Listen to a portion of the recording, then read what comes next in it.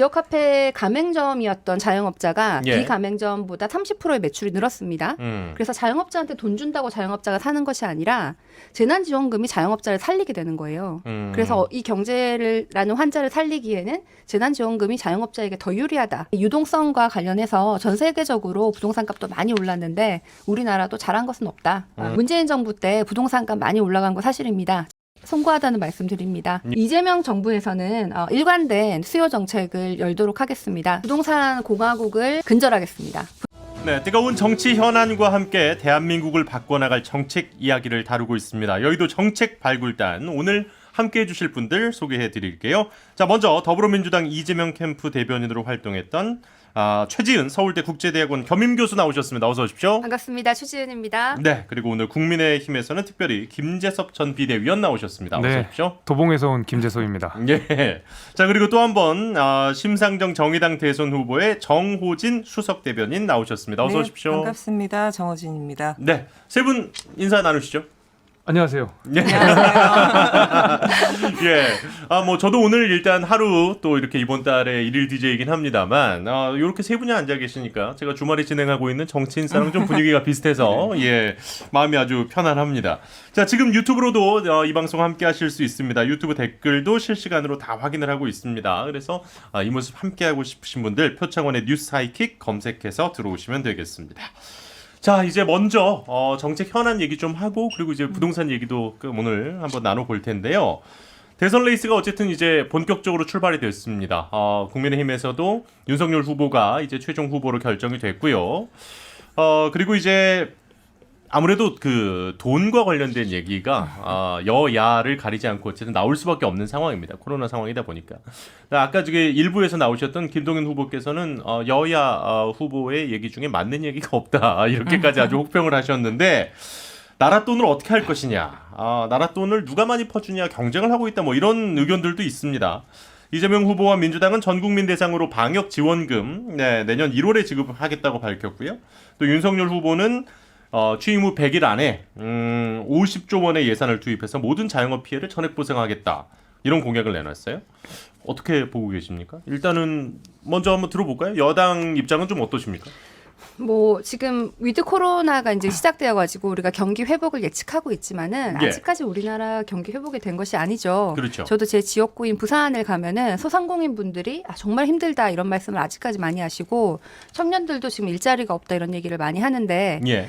당연히 지금 힘든 상황에서 전 국민에게 방역 지원금을 하는 것은 좀 마땅하다고 보입니다. 다만 뭐 지금 선거를 앞두고 돈 퍼주기 아니냐 그러는데 그러면 언제 해야 몇 달 있다가 하면 지방선거고 예. 또 뭐 항상 이렇게 하면은 지금 이게 처음도 아니고 그동안 계속 해왔던 몇 차례 해왔던 것을 다시 하는 건데 무조건 선거랑 연결지는 것은 맞지 않고요. 다만 이제 전 국민한테 주는 거는 우리가 지난번에 뭐 85%도 해보고 예. 여러 가지 경험을 해보면은 선별하는 것도 너무 힘들고 그렇죠. 또 거기에 대한 불만도 많고 네. 차라리 전 국민들에게 빨리 드리고 대신에 좀 돈이 많은 분들에게는 세금으로 다 나중에 걷고 이런 것이 더 적절하지 않나. 또 올해는 우리가 초과 세수도 생각보다 많이 거쳤기 때문에 예. 이것을 국민들한테 다시 돌려드리는 거는 지금 뭐 경기 부양책에서 너무너무 당연한 거고 지금 이 시점에 뭐 우리가 그 세금으로 지금 뭐 나라 빚을 갚아라가 아니라 세금을 예. 국민들에게 돌려드려서 경기 부양을 해야 된다는 건 너무 자명한 일인 것 같습니다. 일단은 반론은 한 바퀴를 돌고 나서 서로 하실 수 있는 시간을 좀 드리고요. 일단은 어떤 의견이신지를 먼저 한번 듣겠습니다. 그럼 이제 계속해서 우리 김재섭 전 비대위원께도 50조 원 이게 사실 엄청난 돈이잖아요. 엄청난 돈이죠. 예, 그리고 저는 이제 기본적으로 국가의 부채가 늘어나는 것에 대해서 굉장히 경계하고 있습니다. 네네. 사실 지금 세수가 50조가 안 되기 때문에 이게 뭐 불효불금 예산들을 좀 조정한다고 하더라도 사실 50조가 나오기는 어려워요. 결국에는 추경. 그렇죠. 추경을 하고 국채 발행을 하고 해야 되는데 예. 근데 국채 발행을 할 때는 반드시 조건이 있습니다. 그것이 정말 필요할 때에 발행을 해야 되는 것인데 사실 지금 전국민 재난지원금 같은 경우에는 이것이 반드시 필요한가에 대한 의문이 있어요. 그건 이따 반론 때 이야기를 하도록 하고 예. 이 50조라는 금액이 결코 적은 금액은 아니지만은 특히 이런 사회적으로 어려울 때 우리가 어떤 연대의 기조로서 필요한 곳에 집중적으로 지원을 해야 될 필요가 분명히 있습니다. 저는 이제 확대 재정에 대해서 반대하는 것이 아니라 예. 정말 필요한 곳에 써야 된다는 말씀을 드리면서 우리가 IMF 때 한 150조 정도의 예산을 갖다가 당시 이제 큰 기업들이었죠. 거기 이제 대기업이 구조조정하는 데에 많이 썼어요. 그리고 그렇죠. 그때 살아남은 기업들이 사실 지금 대한민국 경제의 기초가 되고 있거든요. 그런 면에 있어 사회적 연대 기조로서 필요한 곳에 적절한 예산이 들어가는 것은 필요하고 지금 코로나의 여파, 코로나 상황을 견뎌온 것은 사실상 자영업자들입니다. 제일 많이 피해를 받고 예. 이들 때문에 그나마 우리가 이렇게 버틸 수 있었기 때문에 그에 대한 상응하는 충분한 보상이 이루어져야 된다. 지금 10만 원, 20만 원 찔끔찔끔 하는 거로는 지금 자영업자들이나 소상공인들이 받던 피해에 100분의 1도 못 미친다. 그렇기 때문에 50조는 충분하다. 이렇게 알겠습니다. 보고 있습니다. 예. 그러면 이 전국민 지원과 자영업 전액 보상에 대한 우리 심상정 후보 그리고 정의당 측의 입장도 좀 궁금한데요. 그 재난지원금과 관련돼서 이재명 후보께서는 위로의 시간을 말씀하셨는데 지금은 위로의 시간이 아닙니다. 지금은 정부의 책임의 시간이라고 보는 거거든요.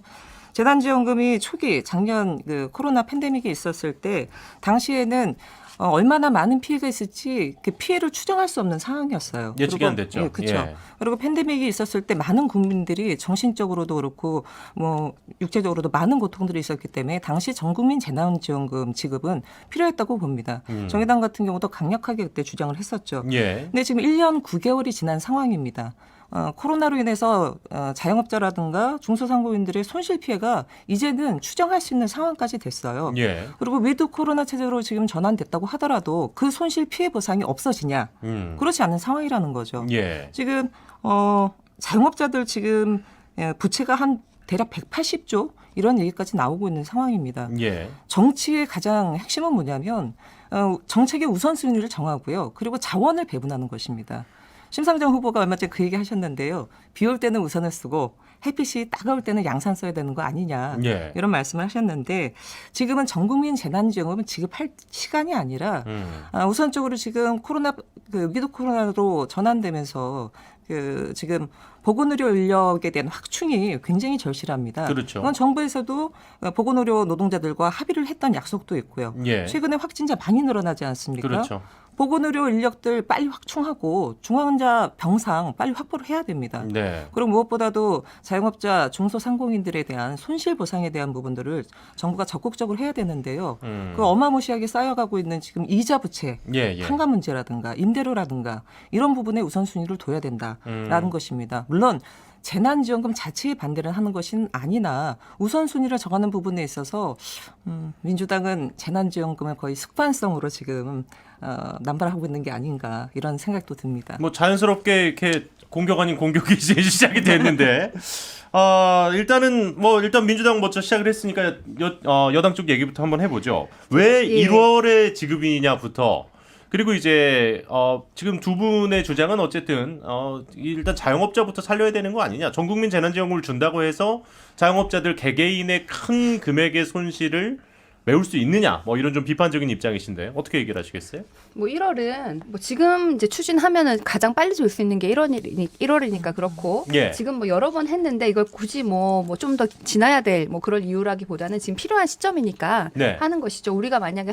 대통령 선거 끝나고 주면 또 왜 지방 선거 전에 주냐 이런 말이 나올 거예요. 그래서 필요한 시점에 주는 것이고 제가 야당 이제 우리 김재섭 의원님을 뭐 떠나서 야당 분들이 대부분 항상 이 뭐 국가 부채, 재정 건전성 이런 얘기를 하셨어요. 예. 하시다가 갑자기 윤석열 후보가 50조 원 얘기하니까 재정 건전성 얘기는 더 이상 안 하시고 돈 주는 건 찬성한다. 근데 예. 왜 자영업자한테 안 주냐 이렇게 하시는데 그러면 그동안 재정 건전성을 가장 많이 얘기했던 후보가 지금 50조 원이라는 이건 뭐 1인당 100만 원 수준의 돈이 돌아가는 규모거든요. 예. 이걸 얘기하실 때는 왜 아무도 재정 건전성 얘기를 하지 않나 좀 묻고 싶고요.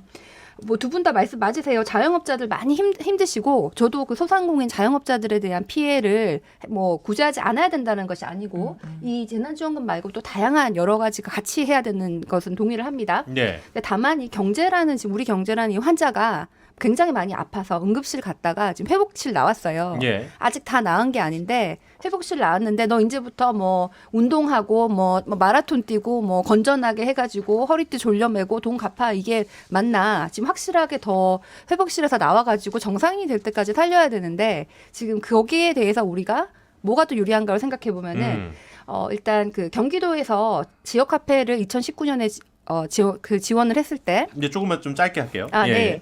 그 지역 카페 가맹점이었던 자영업자가 예. 비가맹점보다 30%의 매출이 늘었습니다. 그래서 자영업자한테 돈 준다고 자영업자가 사는 것이 아니라 재난지원금이 자영업자를 살리게 되는 거예요.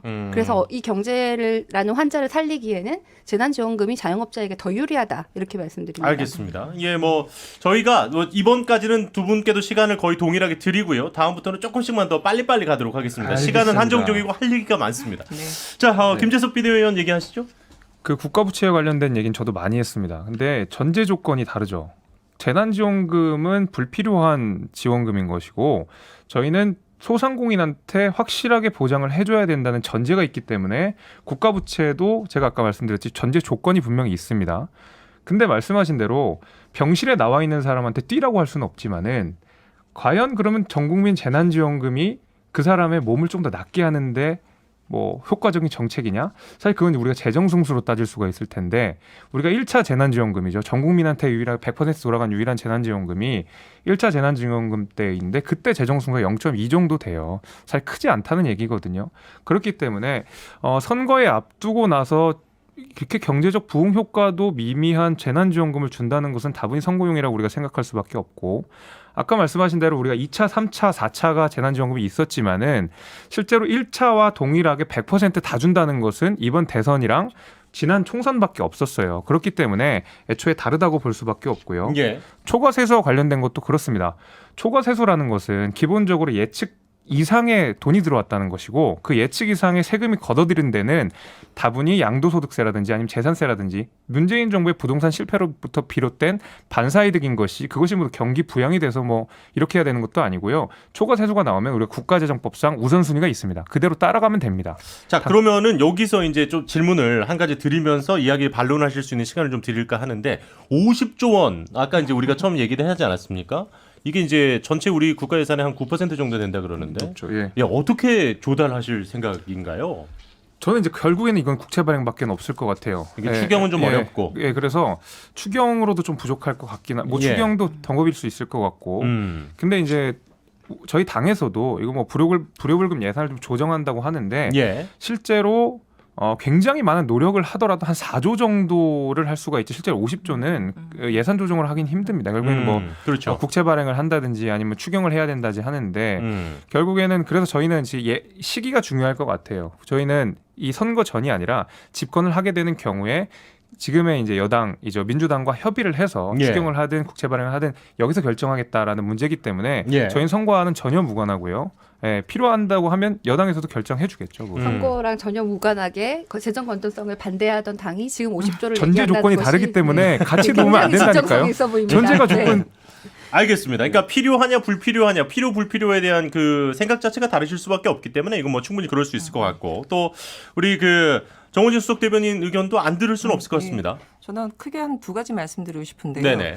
민주당은 나라 돈을 그냥 민주당의 국간으로 생각하는 것 같습니다. 그런 부분에 있어서 국민들이 많이 좀 분노하고 있지 않나 이런 생각이 들고요.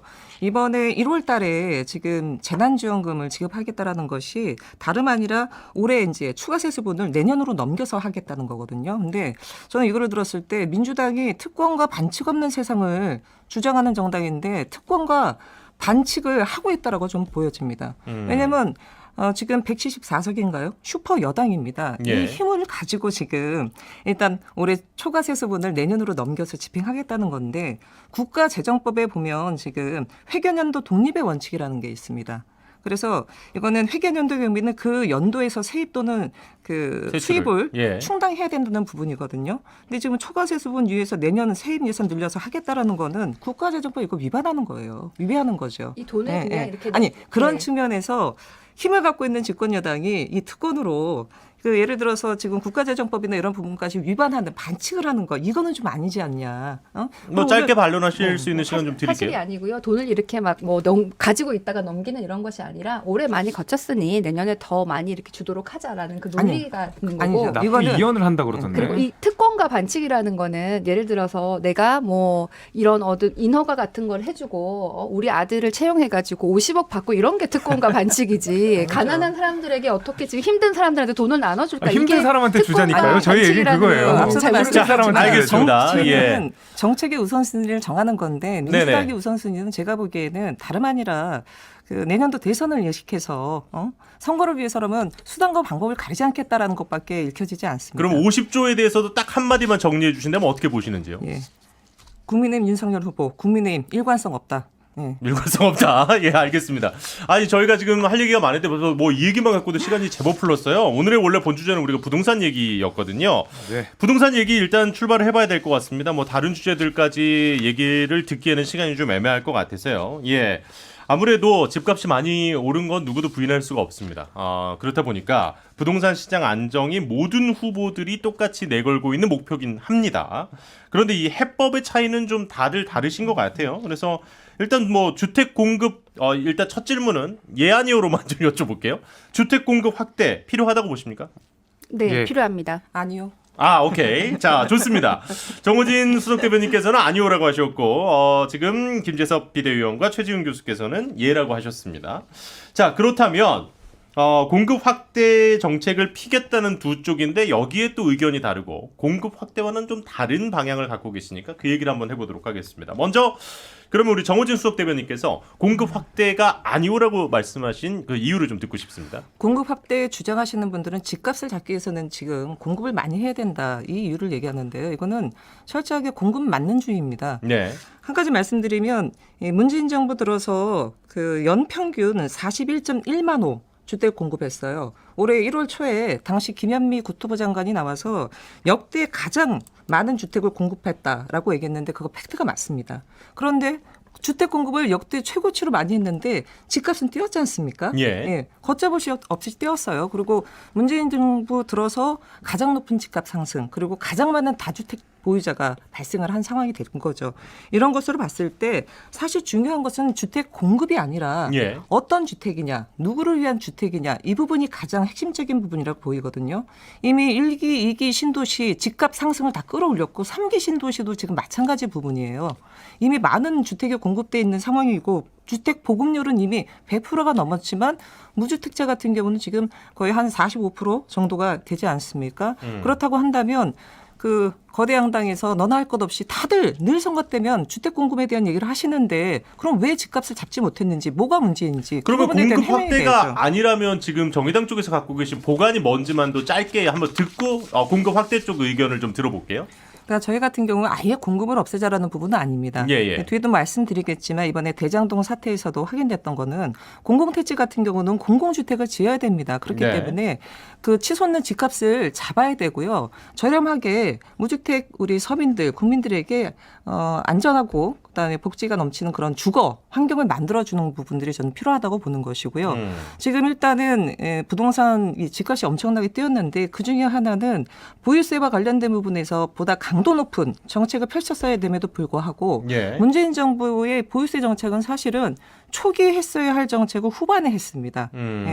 뒷북 그 보유세 정책이라고도 볼 수 있는데요. 만약에 그렇게 보유세 정책을 초기에 강화시켰다면 이렇게 집값이 상승되지 않았었고 공급되는 집값 자체가 비싼 집입니다. 예. 그러다 보니까 사실 다주택자들이 이 집을 가지고 공급을 가지고 사실은 투기를 하는 부분으로 활용했다라는 부분들은 이미 많이 나오고 있지 않습니까? 알겠습니다. 갭투자도 그렇고요. 예, 그러니까 공급은 좀 부차적이고 세금이라든지 맞습니다. 아니면은 네. 일단 공공택지에는 공공주택 요게 이제 네. 가장 메인이신 것 같고요. 국민의힘 측에서는 이제 공급은 확대하는데 대량 공급 이게 이제 민간 중심 쪽을 주로 얘기를 하시는 건가요? 아니면 지금 당연히 민간이죠. 민간. 당연히 민간입니다. 예. 당연히 민간이고 뭐 공공 임대주택도 늘려야죠. 우리나라가 원래 이제 권장 수준이 한 15% 정도 되는데 공공 네. 임대주택 비율을 우리나라 한 8% 정도 됩니다. 뭐 늘려야 될 필요성이 있는데요. 역설적으로도 공공 임대주택을 늘리기 위한 가장 좋은 방법은 민간 그 재건축 재개발이거든요. 예. 기본적으로 우리가 공공 재개발은 되게 이익 환수율 한 90% 정도가 되죠. 그렇기 때문에 민간 기업들이 참여가 좀 더디고 중간에 좌초되는 경우들이 굉장히 많습니다. 그래서 사실 민간 기업한테 맡겨놓고 그중에 한 50% 정도의 차라리 기부 체납을 받는 형식으로 공공임대주택을 확대하는 것이 가장 좋고요. 아까 우리 그 대변인 말씀하신 그 약간 주택보급률을 말씀하셨는데 주택보급률은 늘 함정이 있습니다. 이게 사실 지금 집값이 올라가는 문제의 핵심은 수도권 내지는 뭐 서울 비롯한 수도권 그다음에 지방의 이제 대도시 중심으로 집값이 치솟고 있는데 주택보급률 같은 경우에는 전국 지표를 다 활용하기 때문에 예를 들면 뭐 어디 바닷가 앞에 섬에 이런 집들도 다 포함이 되거든요. 실제로 중심이 되는 수도권에 있는 공급들은 굉장히 막혀 있었다는 거예요. 문재인 정부와 사실 이제 박원순 시장 한 10년 동안 수도권에 있는 재건축 재개발은 거의 막혀 있었습니다. 사실 박근혜 정부 때 허용해 놓은 것이 문재인 정부 때 조금 풀어지면서 그나마도 공급이 좀 이루어졌기 때문에 이제는 2022년 정도가 되면 사실 이제 공급들이 떨어지기 시작할 거예요. 그러면 우리가 지금 공공임대주택을 늘리고 사실 지금에 있는 집값을 어느 정도 수도권에 있는 집값을 잡기 위해서는 민간 주도의 재건축 재개발이 이루어져야지만이 원활한 공급이 될 것이고 그에 대한 집값도 잡힐 수 있다. 재건축 재개발을 풀어주면은 집값이 일단 내려간다고 보시는 것 같네요. 일시적으로는 오를 수 있죠. 일시적으로는 왜냐하면은 재건축 재개발이라는 것 자체가 당연히 집값이 올라가겠지 집값이 않겠습니까? 오르기 때문에요. 근데 결국에는 집이라는 것도 시장의 원리에서 벗어나지 않습니다. 물량이 당연히 공급이 있으면 수요 공급 원칙에 의해서 당연히 집값은 안정이 되게 마련이고요. 우리가 지금처럼 가장 유사한 사례가 1989년 그 이제 노태우 정부 초기에 엄청나게 많은 집값 상승이 있었을 때 200만 호 신도시 공급이 이루어지면서 겨우 집값 안정이 됐지 않습니까?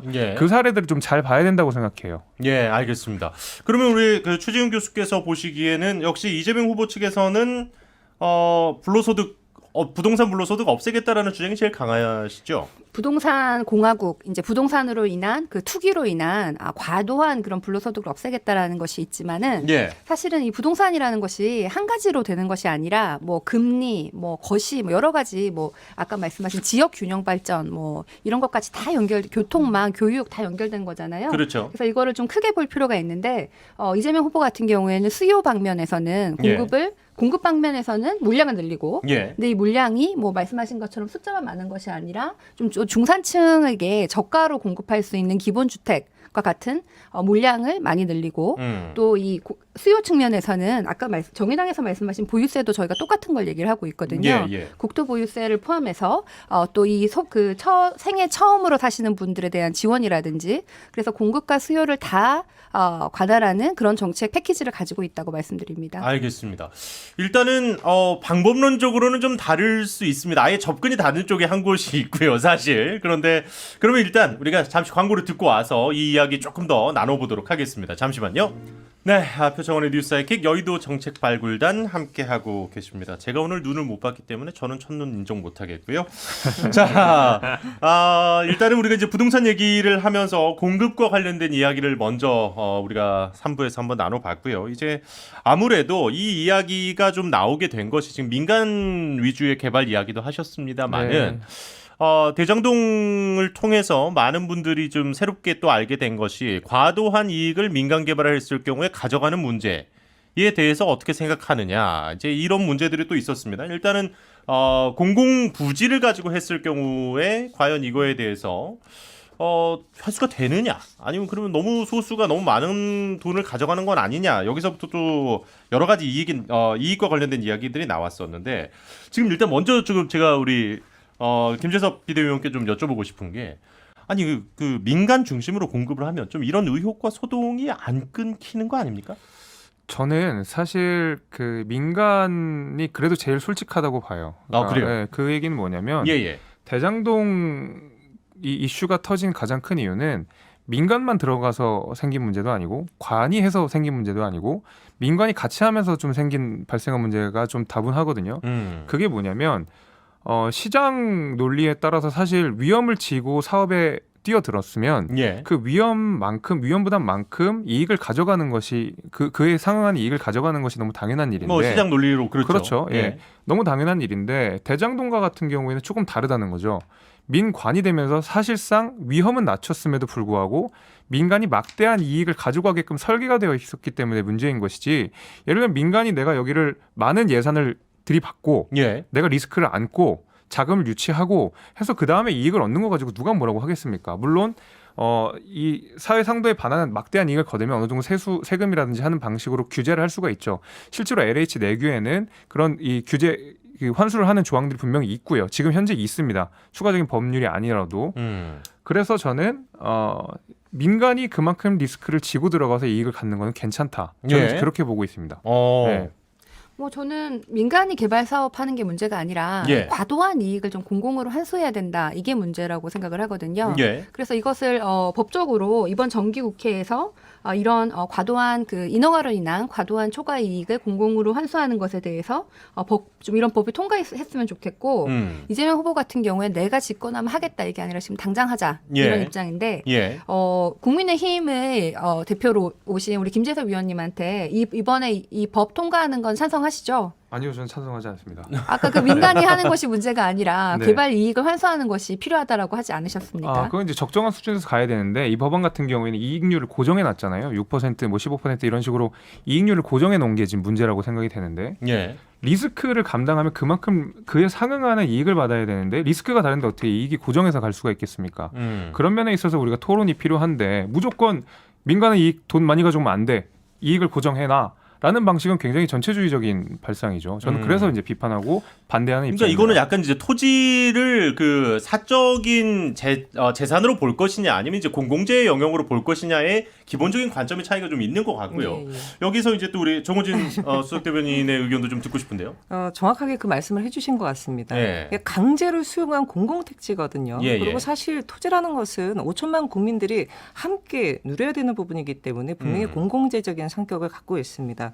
특히나 강제 수용한 공공택지거든요. 예. 그렇다고 한다면 그럼 공공택지는 공공주택을 짓는 거를 원칙으로 해야지 이런 문제가 아예 원천적으로 차단되는 거거든요. 예. 국민들이 대장동 사태를 보면서 정말 억장 무너진다라고 말씀하신 이유가 뭔가요? 8천만 원을 투자했는데 1,000억을 벌었어요. 예. 이건 뭐 상상도 하지 못할 그런 수익을 얻은 것인데. 근데 이게 그 실제로 돈을 이제 빌려와서 다 넣은 게 8천만 원은 사실 아니고요. 예, 그렇긴 합니다만은. 예. 근데 그 막대한 정말 네. 천문학적인 민간 특혜를 갖고 이것을 사실은 공공이 뒷받침해줬다라는 부분에 국민들이 많이 분노하는 부분이거든요. 예. 아니 공공택지라고 한다면 당연히 공공주택을 짓는 걸 원칙으로 해야지.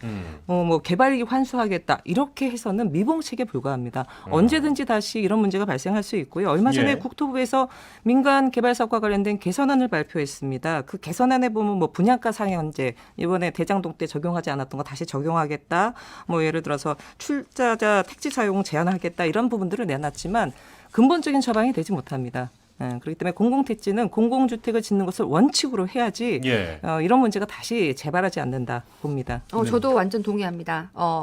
공공택지를 아까 이제 김재석 의원이랑 얘기를 한 것은 그 개발의 주체가 꼭 공공이 될 필요는 없다. 민간이 해도 된다라는 예, 예, 예. 입장이었는데요. 대신에 예. 그 과도한 이익을 환수해야 된다는 건데 목적은 무엇을 할 것인가에 대해서는 공공택지는 공공주택으로 하는 것이 마땅하다라고 생각을 해요. 예. 근데 다만 이것을 뭐 100% 다 공공주택으로 하자라고 할 때는 뭐 예를 들어서 우리가 대규모 신도시를 짓는데 예. 그 신도시가 다 공공주택일 때 뭐 수요는 어떨까 이게 잘 될까 이런 것도 좀 염려를 해서 그렇죠. 원칙적으로는 공공주택이 많아야 되지만 100%로 하는 것은 좀 지켜보면서 그게 맞나 이렇게 좀 볼 필요는 있다고 약간의 생각합니다. 절충안이신 것 같고요. 근데 좀 그런 부분이 있는 것 같아요. 뭐냐면 그 지금 국토부 개선안만 보더라도 그 택지 조성 사업에서 이윤율을 제한을 하더라도요. 민간 사업자 같은 경우는 주택 분양 통해서 돈 많이 법니다. 민간 합동 이 사업을 하게 될 건 예, TF로 예. 구성할 경우. 네네. 그렇기 때문에 근본적인 뭔가의 대책이 있어야지 저희는 늘 미봉책으로 되다 보니까 사실 소유권 외양간 고치는 격이 벌어지기 때문에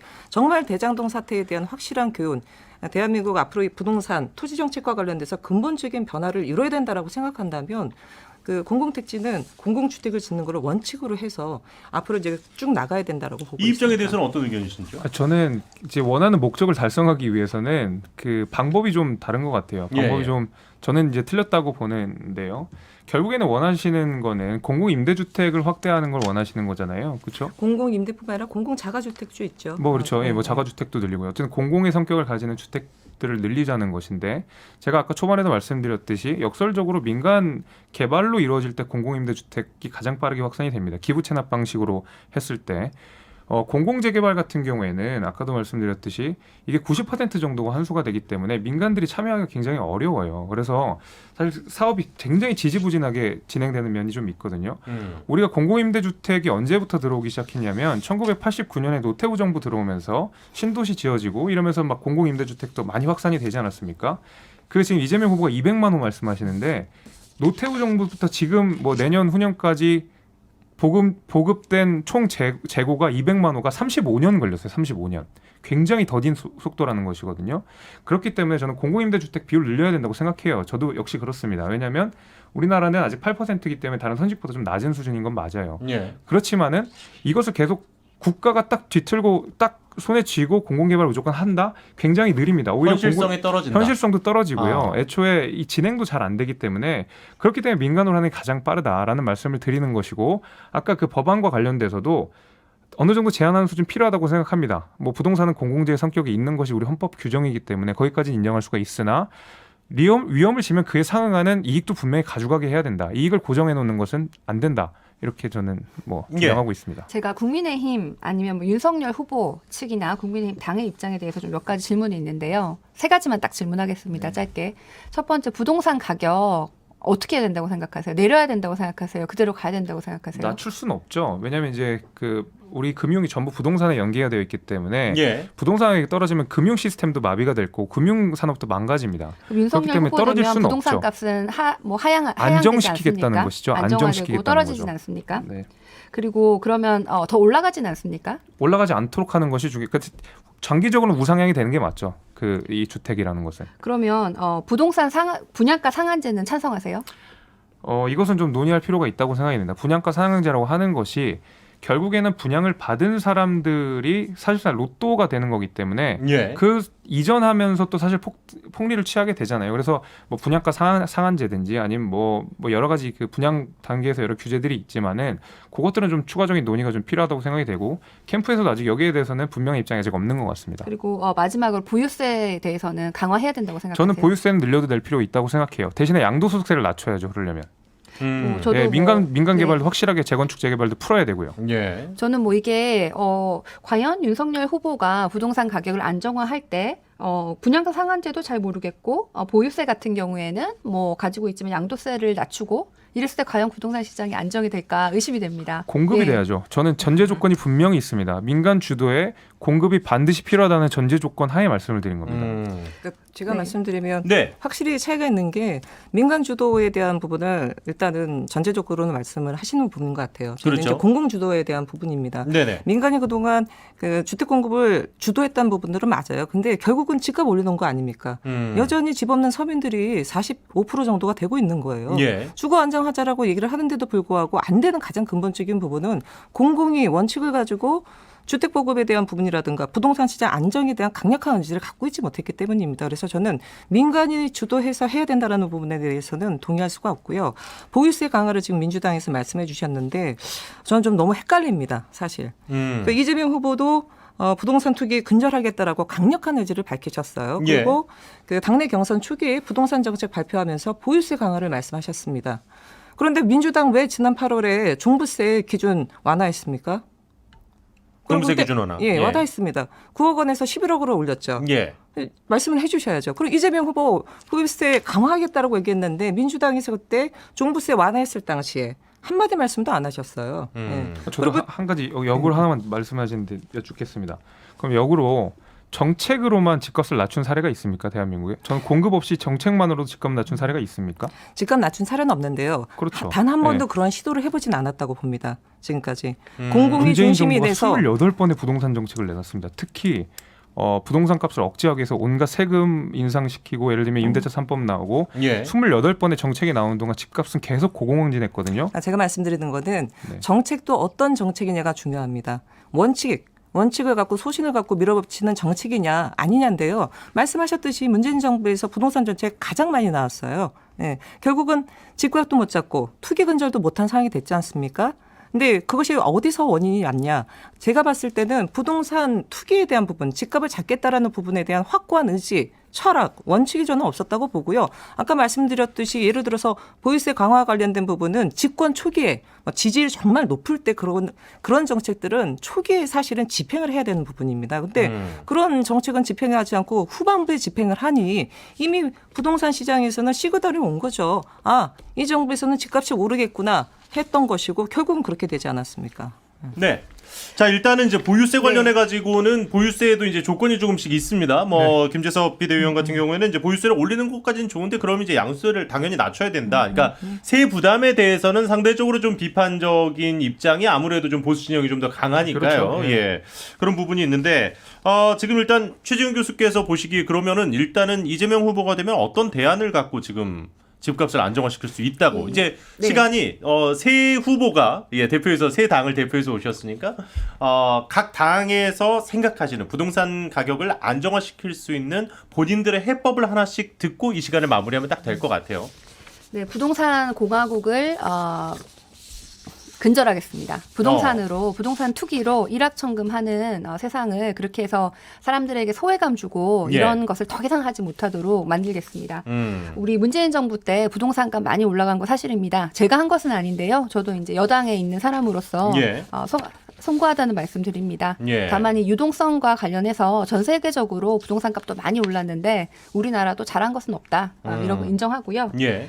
이재명 정부에서는 일관된 수요 정책을 열도록 하겠습니다. 그래서 수요 정책. 네, 보유세 강화도 우리 정의당과도 같이 입장을 같이 하고 예. 또 김동연 후보라든지 여러 후보와 입장을 같이 하는 건데요. 우리나라가 보유세에 대해서 상대적으로 낮은 것도 사실이고 양도세 같은 경우는 우리가 뭐 어느 정도로 하겠다 공식적으로 얘기를 안 했지만 제 개인적인 의견은 필요하다고 보입니다. 이게 분양가 상한제를 반대하는 이유와 똑같이 예. 그 차익에 대해서 한 사람에게 몰아주는 입장이 있기 때문에 거기에 대해서는 양도세도 필요하다고 생각을 하고요.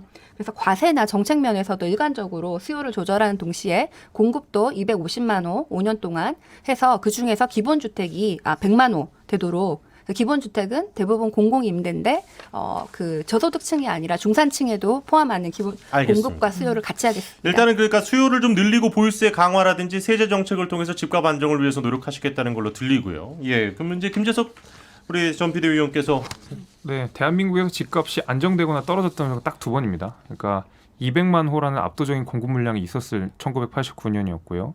그다음에 이제 금융위기가 있었던 2008년에 폭락을 했었죠. 결국에는 집값이라는 것은 그러니까 거의 경제가 망하거나 아니면 막대한 공급이 있을 경우에 집값 안정이 된다는 것이지 정부가 억누른다고 해서 그것이 집값 안정이 되지 않습니다. 28번의 실패 사례를 통해서도 우리가 잘 알고 있고요. 일부의 투기꾼들이 집값을 올리는 것이 아니고 자가를 갖고 싶은 국민들의 열망이 있는 것이고 그것을 정상적인 욕심을 우리가 인정해야 됩니다. 그 설계 안에서 우리가 부동산 정책을 짜야 되는 것이지 예. 무조건 이거 투기꾼 때려잡는다고 되는 거 아니고 공급이 우선이다. 저는 그렇게 말씀드리겠습니다. 공급을 저희도 반대하지 않고요. 저희가 250만 호 공급책을 내놨고 예. 공급을 굉장히 중요하신 윤석열 후보도 250만 호를 내놨기 때문에 알겠습니다. 공급수는 방법이 너무 같습니다. 그러니까 네, 현실성이 방법상의 차이는 뭐 분명히 있습니다. 네. 뭐 이제 그 민간 주도냐, 뭐 공공 주도냐부터 해가지고 예 마지막으로 우리 정호진 수석 대변인의 의견까지 듣고 마무리하죠. 심상정 후보는 부동산 투기 공화국을 해체하는 첫 번째 대통령이 될 것입니다. 그렇기 때문에 우리 5천만 국민들이 함께 누려야 될 토지와 관련돼서 공공재라는 부분들을 보다 확실하고 신토지 공개념을 도입할 것입니다. 그래서 토지 초과 이득세를 비롯해서요. 앞서도 말씀드렸듯이 공공택지는 반드시 공공주택을 지어서요. 20%까지 공공주택을 확대하는 정책을 제시했습니다. 아울러서 청년들의 주거 문제가 매우 심각합니다. 네. 그렇기 때문에 청년들의 주거 복지를 위한 공약도 말씀드렸고요. 말씀드렸듯이 부동산 투기공화국 심상정이 반드시 해체할 것입니다. 알겠습니다. 뭐 사실 부동산 얘기는 우리가 뭐 서너 시간을 얘기해도 사실 끝나지 않을 만큼 네, 긴 그렇죠. 이야기이기 때문에 짧으면서도 그래도 꼭 듣고 싶은 얘기는 오늘 들을 수 있는 그런 시간이었던 것 같습니다. 자, 여기서 오늘 여의도 정책 발군단 마무리하겠습니다. 지금까지 정의당 정호진 선대위 수석 대변인, 국민의힘 김재섭 전 비대위원, 그리고 더불어민주당 최지훈 전 국제대변인 함께해 주셨습니다. 세 분 고맙습니다. 감사합니다. 감사합니다. 평일 저녁 6시 5분에 여러분을 찾아갑니다. MBC 라디오 교창원의 뉴스 하이킥.